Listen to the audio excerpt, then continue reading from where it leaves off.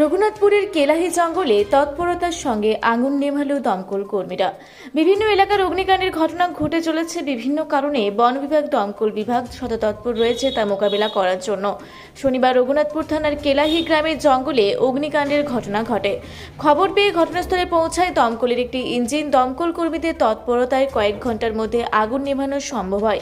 দমকল কর্মীরা জানান, এখন প্রায় প্রতিদিনই বিভিন্ন জায়গায় অগ্নিকাণ্ডের ঘটনা ঘটছে।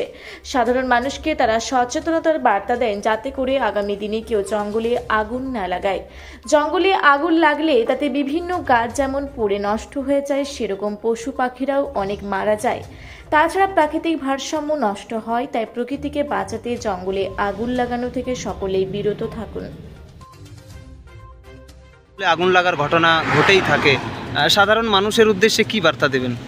সাধারণ মানুষের উদ্দেশ্যে বার্তা আমাদের এটাই থাকছে যে যাতে এই সকল বিড়ি বা সিগারেট না খেয়ে যেমন জঙ্গলে না লাগা এবং না লাগায়, এতে অনেক ক্ষতি হয়।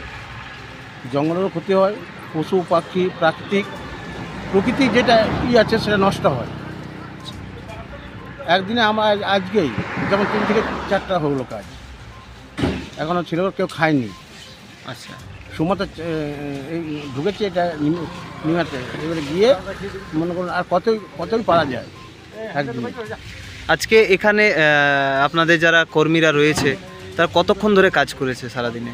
আজ 11টা চলছে, 12টা থেকে কাজ করছে কন্টিনিউ না, মাঝে একটু ব্রেক ব্রেক মাঝে। আচ্ছা, দেখছি জল পুরার জন্য গাড়িতে দিল, ব্যাস। আজকে যা ছিল তাতে কি আগুন নেভানো সম্ভব হয়েছে? হ্যাঁ। আপনার নাম? আমার নাম হচ্ছে লিডার বিধানচন্দ্র মণ্ডল, রঘুনাথপুর পার্ক।